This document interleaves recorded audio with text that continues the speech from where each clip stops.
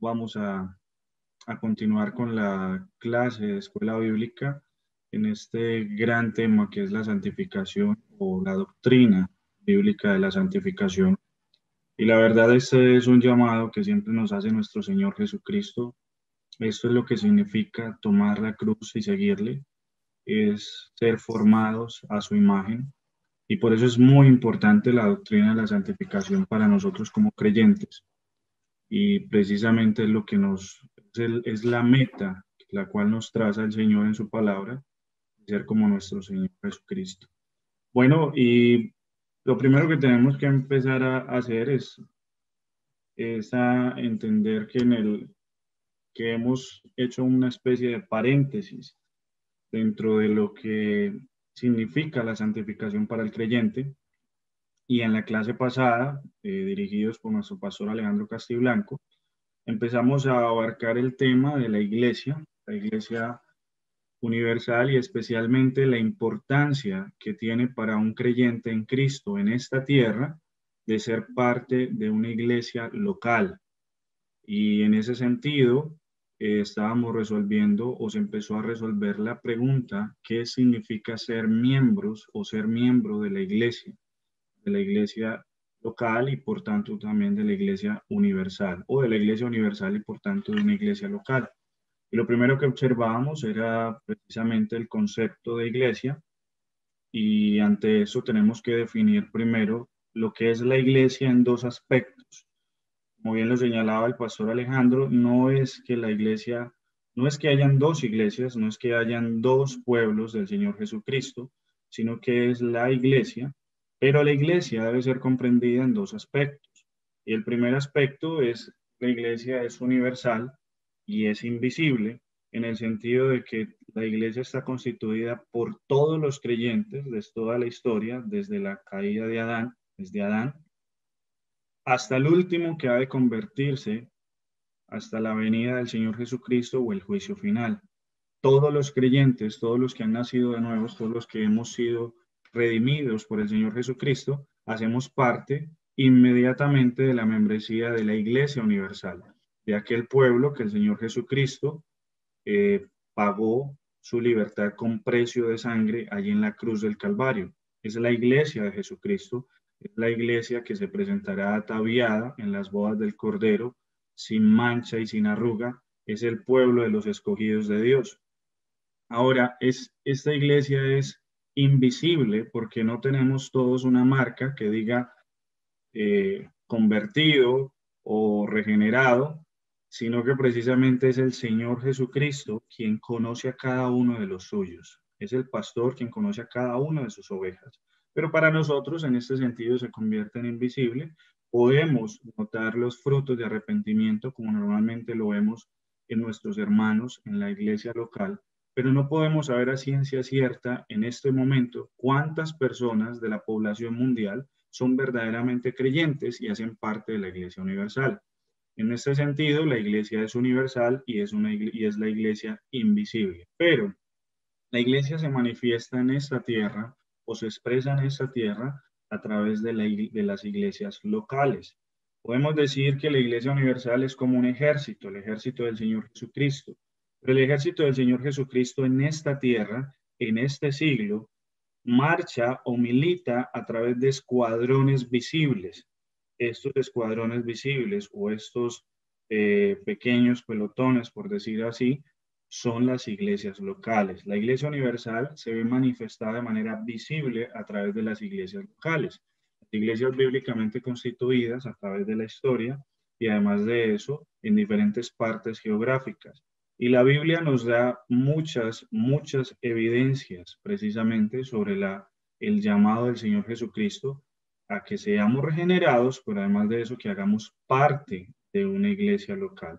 Solo basta con ver Mateo capítulo 18, solo basta con observar el saludo de las cartas de los apóstoles, observamos que son dirigidas a iglesias locales bíblicamente constituidas, fundadas por ellos, y en donde cada una de ellas tenía sus miembros oficiales, pastores y diáconos, y tenía sus miembros como tal, es decir, todos aquellos creyentes que habían confesaba al Señor Jesucristo con verdadero arrepentimiento en su corazón y que se reunieron a la iglesia como tal. Entonces, en ese sentido, observamos que el concepto de iglesia implica la iglesia universal y las iglesias locales o la iglesia local visible. Ahora, observamos entonces lo que debe esperar cada miembro que se hace parte de una iglesia local o de la iglesia local. Y observamos qué es lo que tiene derecho este hermano o esta hermana por ser parte de una iglesia local, por ser miembro de una iglesia local. Y la primera implicación o el primer derecho o el primer deber que tiene la iglesia para este hermano miembro es el esfuerzo serio de conformar toda la vida y ministerio de la iglesia a la palabra de Dios. La iglesia, sus miembros oficiales, sus miembros como tal, están obligados a recibir a un miembro, a un nuevo miembro, pero mostrándole siempre la fidelidad al ministerio correcto y de proyectar su vida a la santificación correcta a la luz de la palabra. Esto implica una predicación, una aplicación y una explicación siempre de una doctrina bíblica. Y en este sentido, observamos que algunas iglesias que pueden haber sido contaminadas pueden llegar a ser consideradas como sinagogas de Satanás. ¿Qué hacer ante esto? Huir. Hay que huir de aquellos lugares. Si nuestra iglesia, Dios no lo permita, abandonarse la doctrina, abandonarse la palabra de Dios, el consejo que debemos dar siempre es huyan, huyan, porque la iglesia local debe estar siempre comprometida con todos sus miembros para que sean conformados a la luz de Cristo y conforme al ministerio de la palabra de Dios. La iglesia es columna y baluarte de la palabra, columna y baluarte de la verdad. En otro sentido o en otro aspecto, la iglesia también tiene un deber para con usted como miembro, para con nosotros los miembros, en ser una iglesia que reciba de manera responsable y amorosa a los nuevos miembros. Es decir, la iglesia debe abrazar a sus nuevos miembros, la iglesia debe recibirlos con amor de una manera responsable, debe recibirlos con un corazón entrañable, afable, debe expresar el amor de Cristo hacia ellos y es lo que conocemos como la vida de comunión o la vida en comunidad, la coinonía que debe existir. La iglesia debe recibir a sus miembros con un amor, el amor de Cristo, el amor de una familia en Cristo. Ahora, estas son las implicaciones de lo que debe esperar todo miembro de una iglesia local. Pero tenemos que entender que así como hay derechos que tenemos frente a la iglesia local como miembros, también hay deberes hacia esa iglesia local. Y esto es importante porque muchos, a la verdad, prefieren no estar vinculados a una iglesia local porque no desean comprometerse, no desean estar sometidos a la autoridad de unos pastores, no desean estar sometidos al compromiso de una iglesia local. Y ante esto, obviamente, estamos en una actitud pecaminosa y por eso es que esto hace parte de la doctrina de la santificación, porque dentro de los medios corporativos de santificación se encuentra precisamente la comunión de los santos, los medios de gracia, el hecho de habitar en una comunidad de santos, en la iglesia local. Ahora, en eso tenemos que entender que como miembros de la iglesia tenemos ciertos deberes hacia esta iglesia. Nos debemos a ella. Tenemos ciertas obligaciones, mandatos de nuestro Señor para precisamente como miembros de ese cuerpo hacer que ella crezca a la luz de la Escritura y honrar a nuestro Señor dentro de esta iglesia local. Y esto es lo que observaremos en esta clase, lo que observaremos en el día de hoy, y veremos 6 puntos, 6 deberes, 6 derechos que la iglesia local tiene frente a cada uno de nosotros como miembros, o 6 deberes que todo creyente tiene frente a la iglesia local a la cual pertenece. El primer deber o la primera obligación, el primer mandato es la asistencia fiel a todos sus cultos. Y esto implica que todo creyente está ordenado por parte del Señor a asistir a cada uno de los cultos de la iglesia local. Inclusive esto nos lleva también a entender no solamente el día del Señor, la celebración del día del Señor, sino en lo posible el creyente debe asistir a cada uno de los servicios de oración. Y esto implica no tener ningún tipo de excusa. La única manera en que yo deje de asistir de manera fiel a un servicio, de manera fiel al servicio dominical, o a la celebración del Día del Señor en mi iglesia local, es por una justificación correcta a la luz de los ojos de Dios. Es decir, algo que verdaderamente me impide asistir físicamente, que me impide ir a la iglesia, pero no es cualquier tipo de excusa. Si notan en Hebreos capítulo 10, ustedes pueden ir ahí a Hebreos capítulo 10. En Hebreos capítulo 10, verso 24, el autor de Hebreos nos va a exhortar acerca de lo que implica el deber de congregarnos, el deber de asistir a la iglesia. Y miren lo que dice el autor de Hebreos en el versículo 24. Y considerémonos unos a otros para estimularnos al amor y a las buenas obras. ¿De qué manera lo hacemos? ¿De qué manera nos estimulamos los unos a los otros? En amor y precisamente para llevar a cabo las buenas obras que agradan al Señor. Miren lo que dice el autor. No dejando de congregarnos como algunos tienen por costumbre. Y aquí está precisamente el mandato de nuestro Señor. Esto no es una opción, esto no es una alternativa que yo tengo frente a la iglesia local. Es un mandato de nuestro Señor. ¿Cómo estimulo yo el amor entre nosotros como un creyente con mis demás hermanos en la fe? Asistiendo a la celebración del Día del Señor, haciendo parte de la actividad de la iglesia como tal, haciendo parte de los cultos de oración. Entonces viene el tema y es que algunos toman cualquier cosa como excusa para no ir al servicio o no congregarse. Y ante esto, mis hermanos, hay que tener mucho cuidado porque las excusas todas son vistas por parte de Dios. Este compromiso, más que la iglesia como tal, es un compromiso con el dueño de la iglesia, con la cabeza de la iglesia.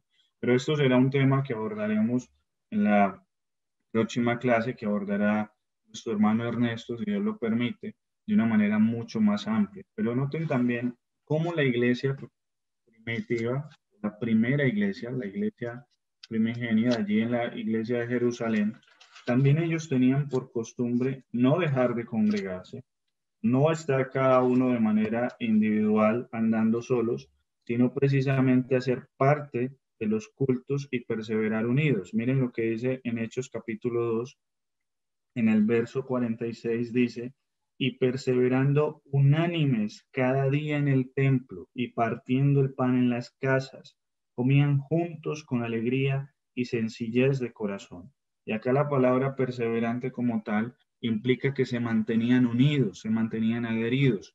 ¿De qué manera se muestra de una manera muy visiblemente, o se hace evidente la unión de la iglesia? En el culto, en la celebración del Día del Señor, cuando se congregan. Vamos a adorar al Señor, vamos a elevar nuestras oraciones, vamos a sentir su presencia de manera especial, porque precisamente esa es la promesa de nuestro Señor Jesucristo. Que hayan dos o tres congregados en mi nombre, allí estoy yo. Y esa es la promesa del Señor Jesucristo que se ve cumplida de una manera muy evidente cuando la iglesia está congregada.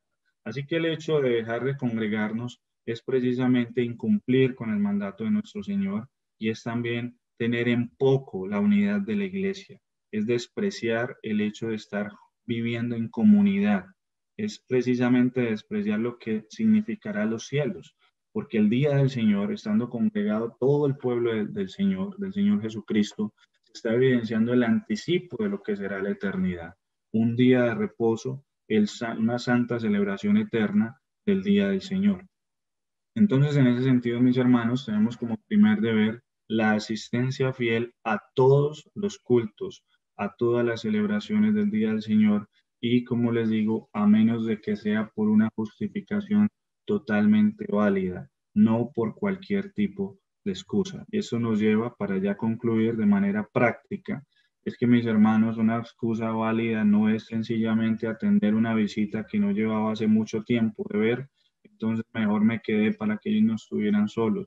No implica que decidí mejor dejar mis responsabilidades de la semana para el domingo en la mañana porque me queda mucho más fácil, entonces no puedo asistir a la iglesia.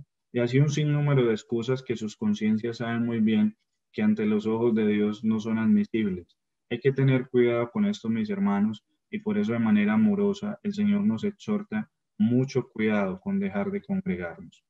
Ahora, en el segundo Como segundo deber que tenemos todos los creyentes como miembros de la iglesia local, es tener un esfuerzo fiel. Noten muy bien, es un esfuerzo fiel de cultivar un vínculo amoroso de los hermanos, es decir, de tener una coinonía y una comunión amorosa con todos los hermanos. Y vamos allí nuevamente a Hechos capítulo 4, la historia de la primera iglesia, en este caso local, que es la iglesia de Jerusalén. Miren lo que ocurría, y estamos hablando de una iglesia que no era para nada pequeña, era una iglesia que al menos tenía, dentro de lo que nos dicen los números de Hechos, mínimo unos 8.000 miembros, 3.000 miembros convertidos inicialmente en el primer sermón de Pedro, luego 5.000 solo contando los varones, es decir que probablemente habían unos casi 10.000, 11.000 miembros posiblemente en esta iglesia.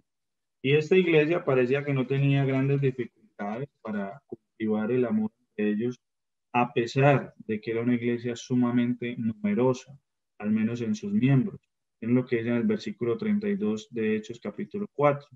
Y la multitud de los que habían creído eran de un corazón y un alma, y ninguno decía ser suyo propio nada de lo que poseía, sino que tenían todas las cosas en común.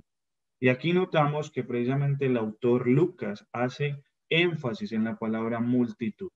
Eran muchos los que hacían parte de la iglesia local de Jerusalén. Muchos.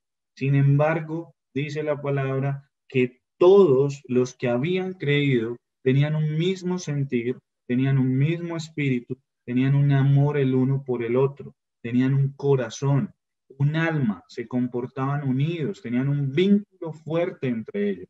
Y esto es algo que nosotros tenemos la obligación de cultivar. Tenemos que tener tenemos una obligación, un mandato que sale naturalmente de nuestro corazón regenerado, y es querer estar unido a los demás hermanos en la fe. El creyente disfruta estar con los hermanos en la fe. El creyente no repudia o no ve como una carga pesada compartir con los hermanos, ir a la iglesia, estar con ellos, compartir en ellos en la oración, estar en la oración congregacional. Para el creyente esto es un deleite, es alegrarse, es precisamente habitar en armonía junto con aquellos que ve como su familia en la fe, una familia eterna, una familia que jamás abandonará. Y esto se nota esto lo que lleva es mostrarnos el gran amor que como hermanos debe haber. No podemos tener una posición despectiva como la tuvo Caín frente a Abel. Somos guardas de nuestros hermanos, somos precisamente su apoyo también. Y en este sentido, esto implica que las cargas de nuestros hermanos vienen a ser nuestras propias cargas. Ustedes van ahí a Gálatas capítulo 6, Gálatas, una carta que hemos venido estudiando en las predicaciones cada domingo. Luego observaremos más adelante la predicación sobre Gálatas capítulo 6. En el verso 2 dice, sobrellevad los unos las cargas de los otros y cumplid así la ley de Cristo. Lo que está diciendo el apóstol Pablo es que si somos parte del mismo cuerpo, de una misma iglesia, las cargas de mis hermanos vienen a ser también cargas para mí. Y en este sentido encontramos ese compartir no solamente del gozo que tenemos, que podemos llegar a sentir. Cuando un hermano se goza, para mí debe haber gozo. Cuando un hermano siente tristeza, para mí debe haber tristeza. Cuando un hermano se duele, para mí también debe existir dolor. Porque eso implica, mis hermanos, tener un vínculo fuerte, un vínculo que debe ser cultivado día a día. Ahora, esto nos lleva en la práctica a tener algo muy obvio, y es que debemos procurar conocernos todos. Y digamos que en el caso de la iglesia, o la sede central, donde hay un gran número de hermanos, pues a veces parece imposible conocerlos a todos, pero precisamente por eso está el mandato, es hacer un esfuerzo, un esfuerzo. Yo debo procurar conocer a mis hermanos. Es muy importante estar atentos a las peticiones de oración de otros hermanos. Es muy importante asistir al culto de oración los miércoles, porque allí me doy cuenta que hermanos tienen diferentes cargas, diferentes tribulaciones y angustias. Y con ello yo también voy al trono de Dios en mi devocional privado, en mi oración privada, y asumo la carga de mi hermano. Me duele cuando a él le duele. Siento tristeza cuando él siente tristeza. Y esto debe ser un deber, pero la verdad, si ustedes notan, es un deber que debe partir de una naturalidad de la vida del creyente. Esto no es algo que se convierte para nosotros en una carga pesada o en un legalismo. Precisamente esto se convierte para nosotros en un gran deleite, porque así como Cristo se compadece de nuestras debilidades, nosotros también buscamos compadecernos de las debilidades de nuestros hermanos, precisamente porque somos ya ahora un solo pueblo y una sola familia. Ahora, ¿qué pensaríamos en el caso de una familia donde hubiese un recién nacido? Y resulta que en esta familia ha nacido un nuevo miembro desde hace unos 5 meses, pero allí dentro de esa familia, uno de sus hermanos que vive en la misma casa no lo conoce, nunca lo ha visto, ni siquiera lo reconocería en fotografías como su hermano.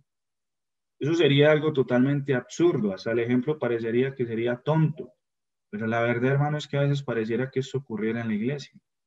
Hay hermanos que llevan no 5 meses, sino incluso hermanos nuevos, convertidos, bautizados, que llevan 1 año, 2 años de miembros, 3 años de miembros, y para nosotros viene a ser un NN, viene a ser alguien que desconocemos. Debe haber un esfuerzo fiel, un esfuerzo para precisamente cultivar ese vínculo amoroso, para conocerle, para hacerlo, para hacerlo ver el amor de Cristo en nosotros.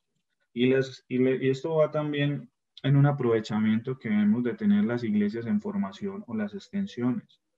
Debemos de empezar a cultivar esto desde aprovechando el momento en donde los miembros no son tantos, pero precisamente para que después este esfuerzo se note en algo multiplicador, donde todos tengamos este sentir de siempre estar todos unidos, de llevar las cargas los unos a los otros, de disfrutar estar con nuestros hermanos.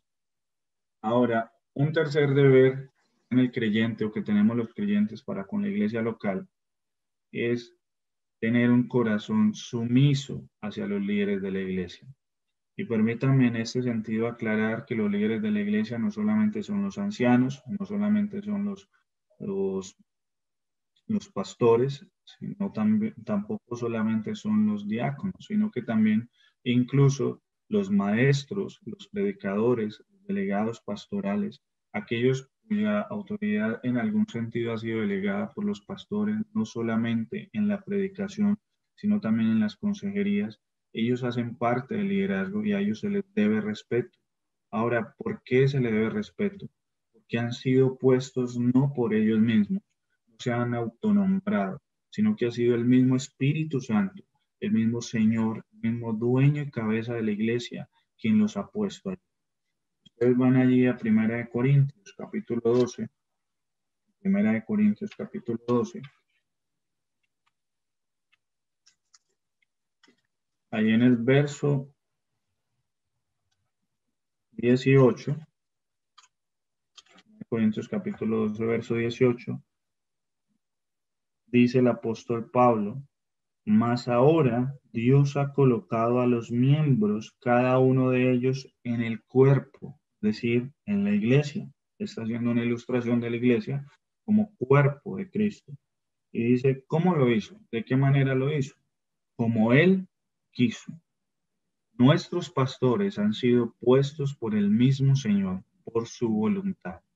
Y es por eso que nosotros les debemos a ellos fidelidad, les debemos respeto, les debemos sujeción e incluso les debemos obediencia. Lo primero que tenemos que tener en mente, mis hermanos, es que nuestros líderes son puestos por el mismo Señor. Así que como el Señor, el príncipe de los pastores, ha puesto a sus pastores, a sus líderes, yo obedezco a ellos, les debo respeto, les debo mi fidelidad, les debo mi sujeción. Así como el mismo autor de Hebreos, ahí en el capítulo 13, capítulo 13 de Hebreos, un texto que conocemos mucho, pero sabemos que nos dificulta a veces ponerlo en práctica. Y dice el versículo 17, el autor de Hebreos: obedeced a vuestros pastores y sujetaos a ellos, porque ellos velan por vuestras almas como quienes han de dar cuenta, para que lo hagan con alegría y no quejándose, porque esto no es provechoso. ¿Provechoso para quién? Para la iglesia, no es provechoso para el reino de los cielos.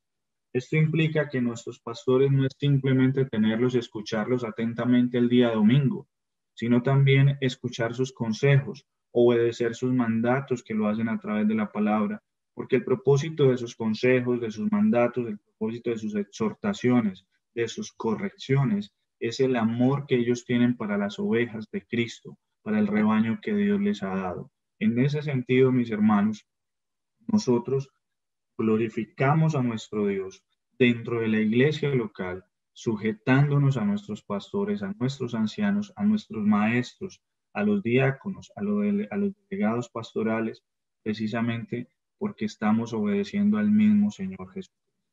Ahora, también esto nos lleva a someternos a la disciplina eclesiástica. Un corazón sumiso hacia los líderes de la iglesia implica someterse a la disciplina eclesiástica. Y esto lleva a que nosotros recibamos con humildad cuando nuestro pecado ha salido a flote, cuando hemos perdido ciertas batallas con el pecado, que seamos disciplinados, porque es el amor del mismo Señor a través de sus líderes, a través de sus pastores, para restaurar nuestra alma, para hacernos ver nuestro pecado y para encaminarnos en santidad. Es así como el Señor también santifica a su pueblo a través de sus líderes, a través de sus pastores. Esto implica también, mis hermanos, amarles. Y en eso hay que hacer mucho énfasis. Si tú no estás sujeto a unos líderes a los líderes de la iglesia, si por algún motivo tú crees que los pastores que tenemos no han sido nombrados por Dios, tú no vas a tener un amor genuino por ellos. Y si no es así, lo mejor es que no te hagas miembro de la iglesia, lo mejor es que no te hagas parte de la iglesia. Y si no piensas que tus pastores, siendo miembros, verdaderamente han sido puestos por el Señor, por el Espíritu Santo, y estoy hablando de todos los pastores nombrados. Si tú crees que esto no es así, lo mejor es que busques otra iglesia, que hagas miembro de aquella iglesia. Porque precisamente cuando yo llego a una iglesia local, estoy sometido a sus líderes porque creo que el Señor los ha puesto Él mismo. Y yo me sujeto a su autoridad, me sujeto a su obediencia y sencillamente le respeto y le amo en el Señor porque ha sido los pastores o los administradores que el mismo Señor Jesucristo ha puesto para dirigirme en este mundo en conforme al rebaño al que hago parte. Ahora, esto implica que nuestros pastores no pueden ser de alguna manera, cuando vemos algún tipo de actuación en contra de la palabra, no implica el hecho de acercarnos a ellos y amorosamente y respetuosamente exhortarles. Claro que sí, pero como lo dice la misma palabra, debe hacerse con sumo cuidado, que a un anciano, un ministro del Señor, no se le puede tratar incluso como a cualquier miembro, porque precisamente él lleva nuestras cargas también en nombre del Señor también se hace parte y no queremos que se hace parte de nuestras cargas, de nuestras debilidades. Y el autor de Hebreos nos hace mucho énfasis en no hacer que ellos se les vuelva una carga pesada el hecho de gobernarnos, el hecho de velar por nosotros. Para ellos, ser pastores debe ser también un deleite, además de los dolores que implica, los dolores de parto que implica. Con todo eso debemos de hacer que ellos sientan alegría, animarles, fortalecerles cuando estén en debilidad, cuando estén en suma tristeza, consolarles. Incluso si a través de su predicación tú has sido convertido, todavía no eres un creyente, y a través de su predicación tú has sido convertido, lo ideal es que le comentes a tu pastor que gracias al Señor y la obra del Espíritu Santo, por medio de su predicación, el Señor le usó para tú conocer de Cristo. Y eso alienta el corazón de un ministro, eso alienta el corazón de un pastor. Como cuarto deber o como cuarta mandato que el Señor nos da como creyentes para la iglesia local, es el tener una disposición a descubrir y a usar todos los dones particulares, los dones que nosotros pudiésemos llegar a tener, que el Señor nos ha dado para el beneficio de la iglesia. Y es que aquí tenemos que entender algo, y es que todos en el reino de Dios hemos sido dotados, valga la redundancia, con dones de parte del Señor. Y estos dones no son para el beneficio propio, estos dones no son para yo adquirir fama, estos dones no es para yo ser vanagloriado, estos dones no es para mi orgullo, estos dones ni siquiera son para mi propio provecho, estos dones son para la gloria de Dios y para la edificación, el beneficio de la iglesia. Miren lo que dice el apóstol Pablo la segunda carta a los Corintios. La segunda carta a los Corintios, en el capítulo 9. El apóstol Pablo, en el versículo 6,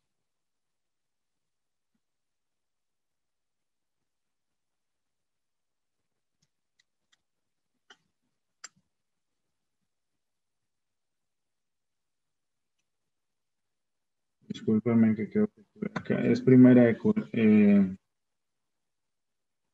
tuve un inconveniente con el texto.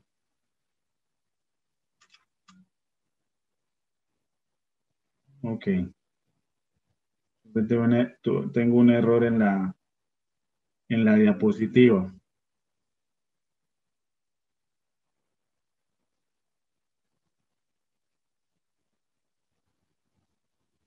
Sí, hay un error en la diapositiva. Entonces, excusas por este error en la diapositiva. Acá está cada información, pero si vamos allí a Romanos capítulo 12, ahora vayamos a Romanos capítulo 12, y en el verso 3 dice el apóstol Pablo, hablando de la iglesia como cuerpo de Cristo, dice, digo pues, por la gracia de Dios que me da a cada cual que está entre vosotros, que no tenga más alto concepto de sí que el que debe tener, sino que piense de sí con cordura, conforme a la medida de fe que Dios repartió a cada uno. Y miren lo que añade el apóstol Pablo, porque de la manera que un cuerpo porque de la manera que en un cuerpo tenemos muchos miembros, pero no todos los miembros tienen la misma función, así nosotros, siendo muchos, somos cuerpo en Cristo y todos miembros los unos de los otros. Ahora, noten que el apóstol Pablo primero llama a, a tener humildad, porque el Señor nos ha dotado de ciertos dones, nos ha dado ciertas capacidades, ciertas habilidades especiales, pero nos llama en humildad precisamente para que esos dones no nos lleven a tener un alto concepto de nosotros mismos, a no mirar a los demás como menores, sino incluso como superiores, como lo dirían Filipenses. Y en ese sentido, Él nos está diciendo que el mismo Señor nos ha repartido a cada uno de nosotros conforme a su voluntad y nos ha dado también de ciertos dones. Ahora, esos dones nos da a nosotros la obligación que como miembros del cuerpo de Cristo aportemos al cuerpo. Y es así como nosotros entendemos que no todos tenemos las mismas funciones, que no todos tenemos de pronto los mismos dones, no tenemos las mismas capacidades, pero esos dones sean algunos más notables que otros o no más notables, más visibles que otros. Todos aquellos dones fueron dados para el servicio de la iglesia. Ahora, eso nos debe llevar, mis hermanos, a nosotros a tener primero siempre una disposición en nuestro corazón, una disponibilidad de nuestro corazón para poder servir. La típica pregunta de muchos que hay es, bueno, ¿cómo puedo servir yo o cómo sé yo cuál es el don que Dios ha puesto en mí? La típica respuesta es orando, mis hermanos. Pero la verdad es que no solo basta con orar, sino que la mejor manera también de encontrar los dones que Dios me ha dado para el servicio de la iglesia es estar dispuesto al servicio de la iglesia, escuchando el llamado de los hermanos, de los diáconos, de los pastores cuando hay ciertas necesidades y estar disponibles para precisamente ofrendar mi servicio en lo que el Señor crea e involucrarme con la iglesia. No puedes encontrar los dones que el Señor te ha dado para la iglesia estando encerrado solamente en tu casa y orando cada momento en tu devocional privado y asistiendo solo a la iglesia y volviéndote un experto en calentar sillas. Eso no es así.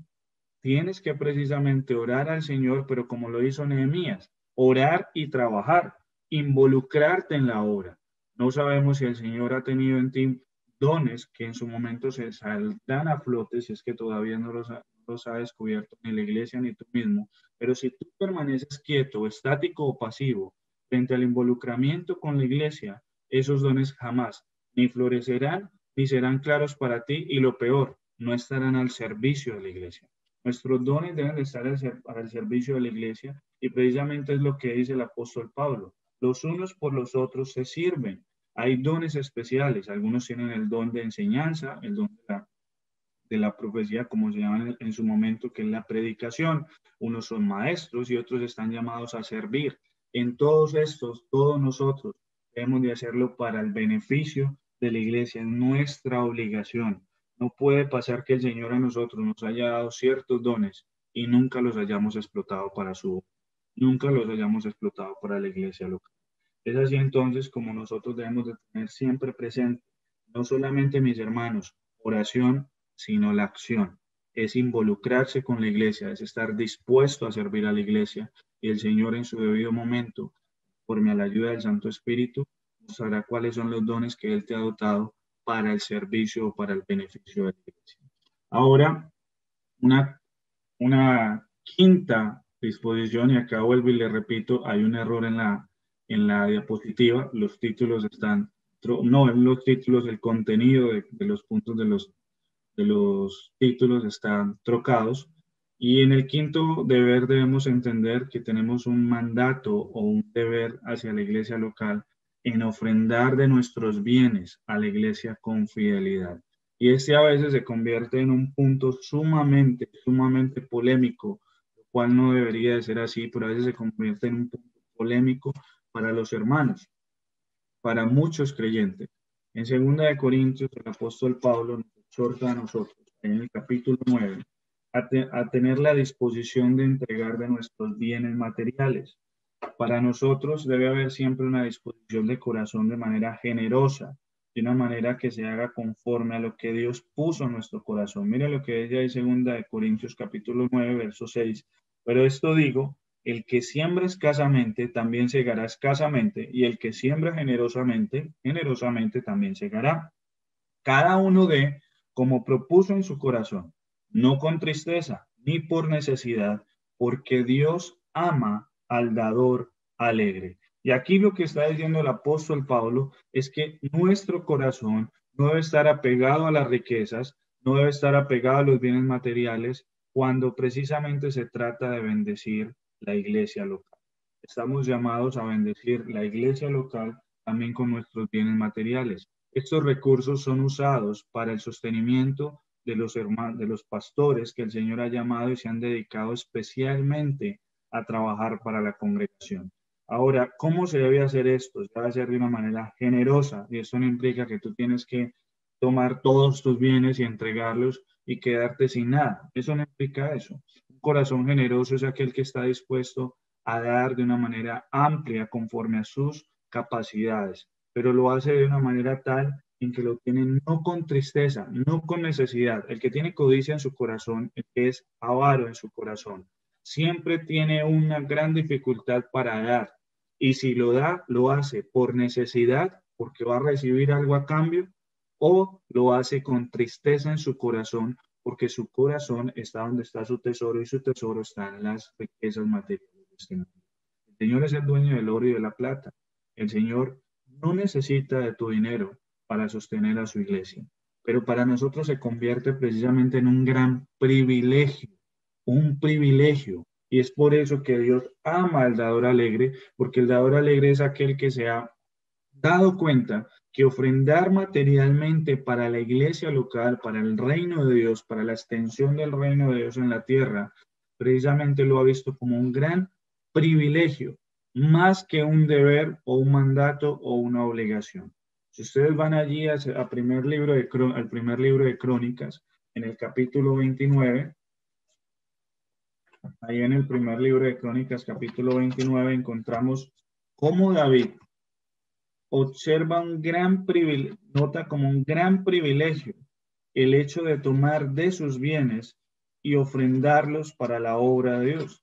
Y ahí en el primer libro de Crónicas, en el capítulo 29, en el verso 14, dice el rey David lo siguiente: porque ¿quién soy yo y quién es mi pueblo para que pudiésemos ofrecer voluntariamente cosas semejantes? Pues todo es tuyo, y de lo recibido de tu mano te damos. Y aquí David está dando un principio de lo que es la ofrenda material en el reino de los cielos. Y es que es un gran privilegio. ¿Quiénes somos nosotros para poder aportar de manera material al Dios eterno, a la obra del Dios eterno. Es un gran privilegio para nosotros hacerlo. Y aquí es donde viene la gran pregunta de muchos.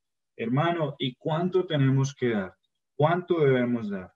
La verdad es que precisamente el apóstol Pablo lo ha señalado conforme a lo que propusiste en tu corazón. Ahora, esto está dentro de tu conciencia y está teniendo en cuenta además el gran precio que Cristo pagó por ti, por hacerte libre, por redimirte. Y es aquí donde entendemos que en la gracia, así como Cristo dio todo por gracia para nosotros, nosotros en la gracia lo damos todo para Él. El que vive en la gracia no escatima ni siquiera sus propios bienes.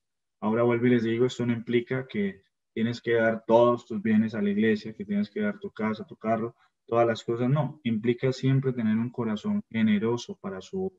Ahora, antes de, y evitando entrar en la discusión sobre diezmo o sobre cuánto es el porcentaje que hay que dar, lo que tenemos que dejar en claro es que dentro de la perspectiva de nuestra iglesia, la medida mínima que consideramos para que alguien pueda darle al Señor es el diezmo. Y por eso consideramos, como lo expresan las Escrituras, de que la décima parte es lo mínimo que el Señor disponía en el corazón de su pueblo para ofrendarle a Él. Ahora, hermano, siempre está dentro de tu conciencia a la luz de lo que significa dar con generosidad y darlo con alegría, no por necesidad y no con tristeza en tu corazón. Como último mandato, como último deber que tenemos como miembros de una iglesia local, está el declarar honestamente, con sinceridad, cualquier desviación de los términos de membresía de nuestra iglesia local. ¿Esto en qué se traduce? Cuando nosotros nos hacemos miembros de la Iglesia Bautista Reformada, la gracia de Dios, asumimos unos compromisos específicos para con nuestra iglesia local, que parten conforme a los estándares, conforme a la doctrina, conforme a la visión y a los objetivos de aquella iglesia local, de nuestra iglesia local, la Iglesia Bautista Reformada, la gracia de Dios. En este sentido, nosotros como miembros no solamente aceptamos la confesión de fe como tal, no solamente aceptamos las doctrinas fundamentales, sino que aceptamos lo que la iglesia es en toda la práctica de la escritura, conforme a la luz que el Señor nos ha dado. Me explico.